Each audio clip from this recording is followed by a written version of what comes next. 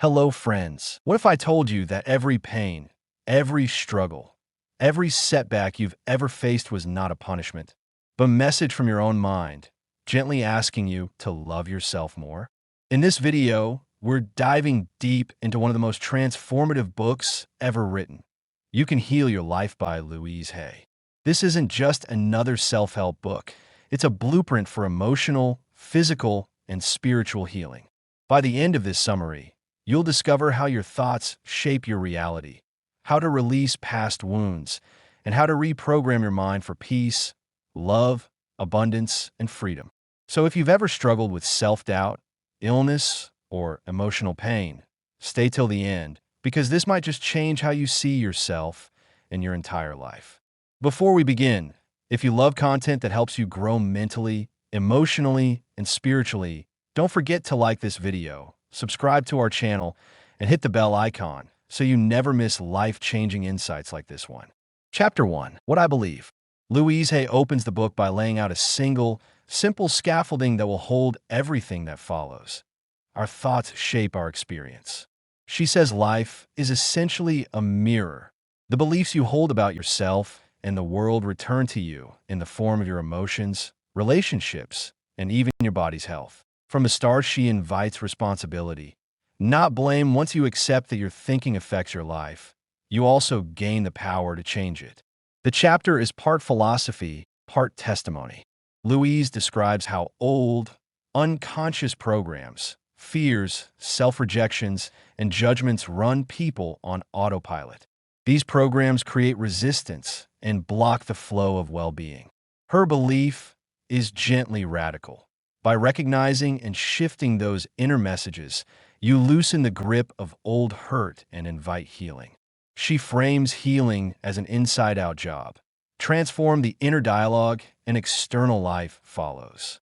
Practically, Chapter 1 is an orientation and an encouragement. She asks readers to pay attention to their thoughts, to notice recurring negative statements, and to begin to respond to those statements with kinder alternatives.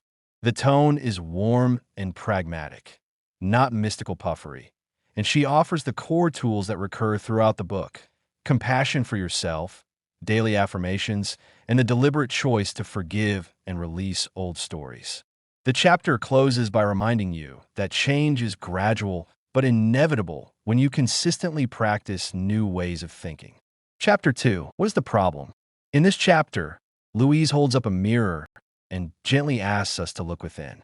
She explains that every challenge we face, be it illness, lack, or loneliness, is only a surface symptom of something deeper: our thought patterns.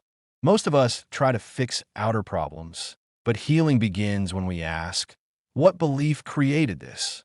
The true problem isn't the situation, it's the story we keep telling ourselves about who we are and what we deserve. She reminds us that self-criticism is one of the most destructive habits. Thoughts like, I'm not good enough, I always fail, or nothing works out for me silently shape our reality. The mind listens, the body obeys, and life mirrors those messages. When we shift from self-judgment to self-acceptance, the energy of healing begins to move through us. Even saying, I am willing to release this pattern, is a powerful starting point. Awareness opens the door to transformation. Louise beautifully teaches that we don't need to fight or force change.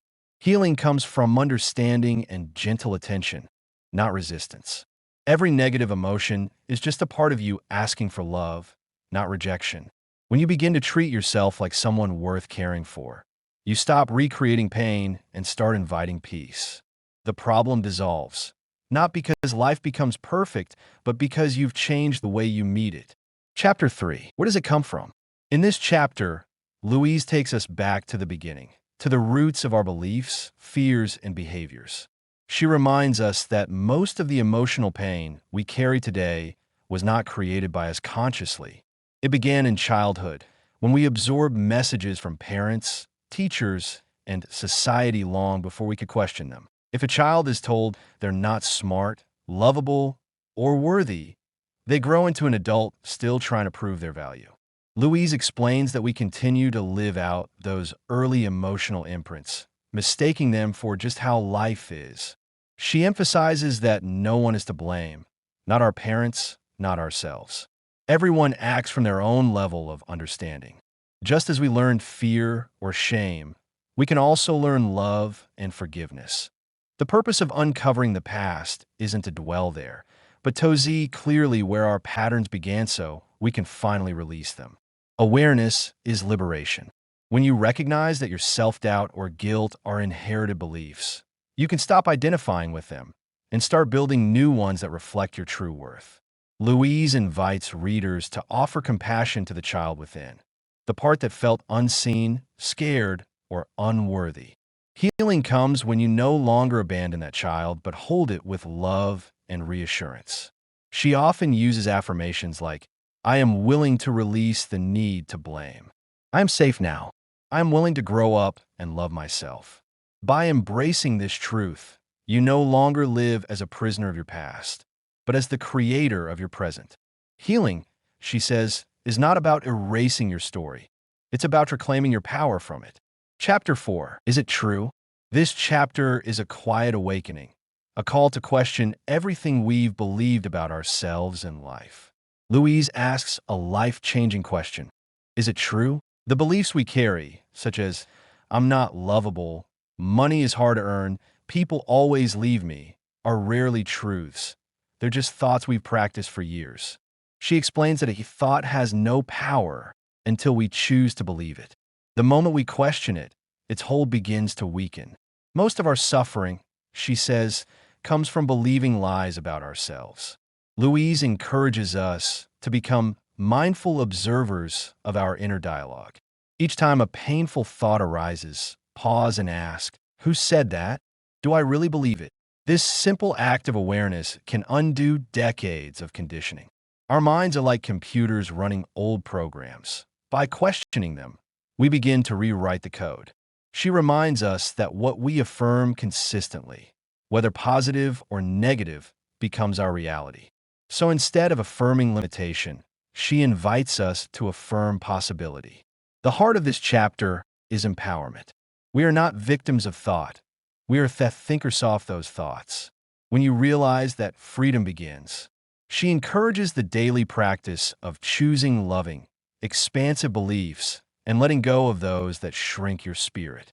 Even if the new thought feels uncomfortable at first, like I am worthy or I deserve love, stay with it. Each repetition plants a new seed in your subconscious. Over time, those seeds grow into a life that feels peaceful, safe, and abundant. Chapter 5. What we do now. This chapter feels like a turning point, the moment where awareness turns into action. Louise says once you recognize your negative patterns and question your beliefs, the next step is to take gentle, deliberate action toward change. Healing isn't about waiting for miracles. It's about creating them through small, consistent choices. She reminds us that each moment is a fresh opportunity to choose a new thought. And no matter how long you've believed in pain or limitation, the power to begin again exists right now. She guides readers to start simple. Practice daily affirmations, forgive yourself for the past, and speak kindly to your body and mind. Your words are like seeds. Whatever you plant grows. So, if you keep saying, I can't, it's too late, or nothing works out, life will mirror that. But if you choose, I am willing to change, I am learning to love myself, or everything I need is within me, you start rewriting your story. The subconscious mind doesn't argue. It believes whatever you tell it repeatedly. That's why Louise calls affirmations the language of healing. She also talks about the power of letting go of guilt, resentment, and old stories. These emotions keep you stuck in a loop of pain. Forgiveness isn't about saying the past was okay. It's about saying, I deserve peace now. By releasing the past, you free your energy to focus on what you want to create. Louise encourages readers to visualize the life they wish for, to speak it aloud, and to behave as though it's already happening. Healing, she says, is a process of alignment, aligning your thoughts, words, and emotions with love instead of fear. Chapter 6. Resistance to change. This chapter speaks directly to the part of us that says, I want to heal, but I can't. Louise explains that resistance is a natural part of growth. The mind often clings to old patterns, even painful ones, because they feel familiar. We fear the unknown more than the discomfort we already understand. She reminds us that resistance isn't failure. It's feedback that IT shows us exactly where we're afraid and where healing needs to happen. The moment we notice our resistance, we're already beginning to move beyond it. She identifies common forms of resistance: procrastination, self-doubt, excuses, and a belief that this won't work for me. But underneath each of these lies fear. Fear of change, fear of success, fear of truly loving ourselves. Louise encourages us not to fight resistance, but to talk to it gently, saying, "It's okay. I'm safe now. I'm learning to change." That compassion softens the grip of fear. Healing, she says, doesn't demand perfection, only willingness. Even saying, "I am willing to release resistance," is a powerful start. Louise teaches that the key is persistence with kindness. Instead of judging yourself for falling back into old habits, notice it and begin again. Each small step matters. One new thought, one positive word, one act of self-care. The more you practice, the easier change becomes. She reminds us that when we stop resisting and start trusting, life opens in beautiful and unexpected ways. The energy once used for fear now fuels transformation. Chapter 7: How to Change. This is the chapter where everything becomes practical. After understanding where our problems come from and why we resist change, Louise gently teaches Shoto transform our lives. The first step, she says, ice awareness. You cannot change what you do not recognize. Notice your thoughts, your words, and how you treat yourself every day. Each negative pattern is a clue pointing toward what needs healing. Change begins not with force, but with quiet observation and willingness. Louise explains that transformation happens through practice and repetition. Every thought you think is like a drop of water. One drop doesn't matter, but over time, it carves a river. Likewise, new, loving thoughts repeated daily reshape your subconscious mind. She encourages the use of affirmations such as, "I am willing to change. I deserve love. I am safe." You don't have to believe them fully at first. You only have to be willing to try. The mind learns through gentle consistency, not pressure. She also stresses the power of forgiveness, not as approval of what happened, but as release from pain. Holding onto resentment keeps us bound to the past, while forgiveness clears space for healing energy to flow. Visualization, mirror work, and self-kindness are her recommended daily tools. She reminds readers that the goal isn't to become someone new, but to return to who you truly are beneath all fear and judgment, a being of love and light. When your thoughts align with love, change becomes effortless and natural. Chapter 8: Building the New Habit. Louise reminds us that true healing is not a one-time decision, but a daily devotion. Once we decide to change, the next step is to build consistency. Our minds are like gardens. They grow what we plant most often. If we've watered fear, guilt, or criticism for years, we can't expect instant flowers of joy. But with daily care, love becomes the new habit. She beautifully explains that repetition is the key to change. Every time you repeat a positive thought, you're training your subconscious to accept a new reality. Louise encourages readers to make small, loving rituals: morning affirmations, mirror work, gratitude journaling, and conscious breathing. These are not mechanical tasks. They're conversations with your inner self. The moment you catch an old thought like, "I'm not enough," replace it with, "I am willing to love myself." Over time, these micro shifts create a new identity. She reminds us that it's not about doing everything perfectly, but about showing up daily with intention and compassion. The real power of this chapter lies in its practicality. Louise shows how habits shape destiny, not through force, but through gentle persistence. By repeating thoughts of peace, love, and abundance, you slowly dissolve patterns of fear and scarcity. When your new mindset becomes your normal, life begins to rearrange itself to match it. The message is simple yet profound. Keep going, even when it feels small. The universe is listening. Chapter 9, Daily Work. Every day, from the moment we wake up, we are choosing what kind of day we'll live. In this chapter, Louise invites us to turn each morning into a sacred moment, a conscious reset. She says, how you start your day is how you live your life. Instead of rushing into stress or scrolling through worries, take a breath. Speak kindly to yourself. Affirm, I am safe. I am loved. I am willing to learn and grow today. The energy of that single moment sets the vibration for everything that follows. Louise explains that daily work isn't about perfection. It's about presence. Some days will flow easily. Other days your mind will argue or fall back into old fears. That's okay. Healing is not linear. It's like peeling layers of an onion, each one taking you closer to your true self. The important thing is not to quit when you slip. Be gentle. Forgive yourself quickly and begin again. Every small effort adds up. The mind learns through repetition, not punishment. She recommends creating simple healing rituals throughout your day.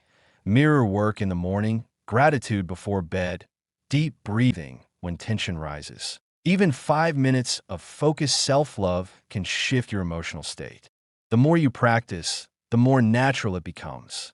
Louise reminds us, the point of power is always in the present moment. You don't have to fix your past or predict your future.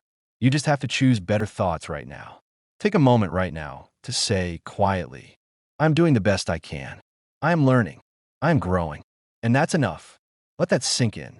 Because that's what daily work really means, progress, not perfection. Every time you show up with awareness, you're building emotional strength and spiritual peace. You're no longer living by default, you're living by design. Before we continue, please hit like this video, subscribe to our channel, and hit the bell icon so you never miss life-changing insights like this one. Chapter 10, Relationships. Louise begins this chapter with a truth that hits deep. Every relationship we have is a mirror of the relationship we have with ourselves. The people we attract into our lives are reflections of what we believe we deserve, what we tolerate, and what we still need to heal. If someone disrespects us repeatedly, it's not about them. It's about the part of us that quietly allows it.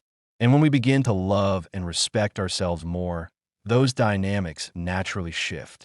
She explains that we often look to others to fill our emotional emptiness, forgetting that love starts from within. When we don't feel lovable, we cling to others hoping they'll complete us. But that only creates dependence and disappointment. Louise reminds us that healthy love comes from overflow, not emptiness, that we attract better relationships when we treat ourselves with compassion, set healthy boundaries, and release old patterns of guilt, control, or neediness. Louise gently guides listeners to forgive, not for others' sake, but for their own peace. She says, the person you need to forgive most is often the one in the mirror. Holding on to resentment is like carrying poison in your heart and expecting the other person to get sick. The moment you release blame, you free your soul. The affirmation she offers here is, I am willing to release the need to blame. I am free, and so are they. This chapter teaches that true love is not about finding the right person. It's about becoming the right person, whole, peaceful, and self-respecting. When you love yourself fully, you no longer chase love. You radiate it, and it finds you naturally. Take a deep breath and say gently, I now attract relationships that are loving, peaceful, and supportive. I am worthy of love that feels like home. Chapter 11, Relationships. Relationships are mirrors, sacred classrooms where we see our own beliefs reflected back at us. Every person we attract into our lives shows us something about ourselves. If someone constantly criticizes us, it may reveal the hidden critic within. If we find ourselves in cycles of rejection, it could point to our own feelings of unworthiness. In this chapter, Louise reminds us that healing relationships begins not with fixing others, but by healing the thoughts we hold about ourselves. When we shift how we see ourselves, our relationships naturally transform. Many of us carry unresolved pain from childhood, the desire to be loved, accepted, or validated. These emotional wounds often resurface in adult relationships, disguised as neediness, anger, or jealousy. Louise gently reminds us that blaming others keeps us stuck in the same emotional loop. Instead, she invites us to replace blame with understanding and forgiveness. Forgiveness doesn't mean condoning harmful behavior. It means releasing the emotional burden we've carried for too long. Every act of forgiveness frees a part of our heart that had been trapped in the past. True love, Louise teaches, begins with self-love. When we honor and respect ourselves, we no longer tolerate relationships rooted in pain or imbalance. We stop begging for love and start radiating it. From this place, relationships become partnerships of growth rather than battlegrounds of blame. The more we love ourselves, the more we attract people who reflect that love back to us. Healing relationships, therefore, is not about finding the right person. It's about becoming the right energy. Chapter 12, Prosperity. Prosperity, Louise explains, is not just about money. It's about the freedom to fully express life. Many of us unknowingly block abundance by holding limiting beliefs like "I don't deserve it" or "money is hard to get." These thoughts create scarcity not because life withholds from us, but because our own mindset closes the door to receiving. The truth is, abundance is a natural flow of the universe, and we are all part of that flow. When we see money as energy, something that circulates through giving and receiving, we realize that prosperity begins with our thoughts, not our paycheck. Louise encourages us to shift from a mindset of flacto, one-off gratitude. Instead of focusing on what's missing, we start appreciating what's already present: the roof over our heads, the food we eat, the small comforts we often overlook. Gratitude raises our vibration and magnetically attracts more good into our lives. Prosperity, therefore, is not earned, it's allowed. When we feel worthy, money and opportunities find their way effortlessly. The most profound shift comes when we realize that prosperity is an expression of love. The more open we are to giving, helping, and sharing, the more the universe mirrors that generosity back to us. The affirmation, "I am open and receptive to all the good and abundance in the universe," becomes a living truth. As we replace fear with trust, life begins to provide in ways we could never imagine. Chapter 13, The Body. Our bodies are magnificent mirrors of our inner world. Every ache, pain, or illness carries a message from the subconscious mind. Louise reminds us that our bodies are always talking to us, but most of us have forgotten how to listen. When we're stressed, resentful, or fearful, those emotions don't disappear. They settle in the body, manifesting as tension, headaches, or chronic illness. Healing, therefore, begins not with fighting disease, but by releasing the emotional charge that created it. The mind and body are not separate. If we constantly think thoughts of anger, guilt, or self-criticism, our bodies react by tightening and closing off their natural flow of energy. When we shift to loving, accepting thoughts, the body begins to relax, repair, and regenerate. Affirmations like, "I am safe in my world," or "I lovingly release all old patterns and allow my body to heal," are not empty words. They reprogram ourselves with peace and permission to heal. This chapter invites us to stop treating the body as an enemy and start treating it as a sacred partner. Every symptom is a signal for self-care, forgiveness, and compassion. When we love our bodies, truly love them, they respond in miraculous ways. Healing is not about perfection. It's about harmony between mind, body, and spirit. Chapter 14, The List. One of the most practical and empowering parts of the book, this chapter contains affirmations that connect physical illnesses with their emotional roots. For example, resentment can manifest as arthritis, fear as ulcers, and guilt as back pain. Louise offers a mental cause for each condition and a new thought pattern, a healing affirmation, to replace it. The point isn't to memorize the list, but to understand the deep relationship between what we think and how our body responds. This chapter teaches us that healing is available to anyone willing to change their thoughts. When we use affirmations consistently, we interrupt the old negative patterns that created dis-ease in the first place. Repetition reprograms the subconscious, and soon the body begins to follow the new emotional blueprint.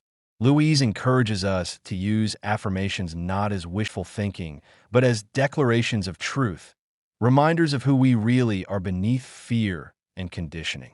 The list is a practical map of healing, but its deeper message is simple. Self-love is medicine. Each positive thought is like a drop of light, dissolving years of darkness. The process may take time, but every loving word we speak to ourselves brings us closer to wholeness. Chapter 15. New Thought Patterns. This chapter helps us understand how to consciously replace destructive thoughts with new, empowering ones. Our old patterns were learned from parents, teachers, and society, but now we have the power to unlearn them. Louise reminds us that it's not enough to simply stop negative thinking. We must actively plant new beliefs rooted in love, abundance, and forgiveness. Thoughts like "I am never good enough" can be replaced with "I am worthy of all good things." Over time, the mind begins to believe what it repeatedly hears. The key is consistency. Just as years of self-criticism built a foundation of insecurity, daily repetition of self-love builds confidence and peace. The mind resists change at first, but persistence reshapes it. Visualization, mirror work, and affirmations are the tools Louise offers to rebuild our mental foundation. Each new thought pattern becomes a step toward the life we desire, a life free from fear and full of possibility. When we realize that our thoughts create our reality, we stop being passive observers and become conscious creators. The moment we choose a loving thought, we shift the direction of our entire life. Healing, abundance, and joy aren't miracles reserved for a few. They are natural outcomes of aligned thinking. Chapter 16. My Story. In the closing chapter, Louise shares her own journey, a story of trauma, abuse, illness, and finally, profound healing. She faced cervical cancer, yet she chose not to surrender to fear or surgery. Instead, she worked on releasing years of resentment and self-hatred, forgiving her past and affirming her worth. Within 6 months, her body healed completely. Her story stands as living proof that the mind and heart, when united in love, can perform miracles. Her journey shows that healing is never about the disease. It's about releasing the emotional poison that created it. When we forgive, we free the body. When we love, we restore harmony. Louise's life teaches that anyone, no matter how wounded, can reclaim peace by changing their thoughts and embracing love as their guiding force. As the book closes, the message becomes clear and eternal. Love is the great miracle cure. When we love ourselves deeply, everything in life flows more effortlessly. Health improves, relationships blossom, and abundance multiplies. We stop trying to fix life and begin to live it from the heart.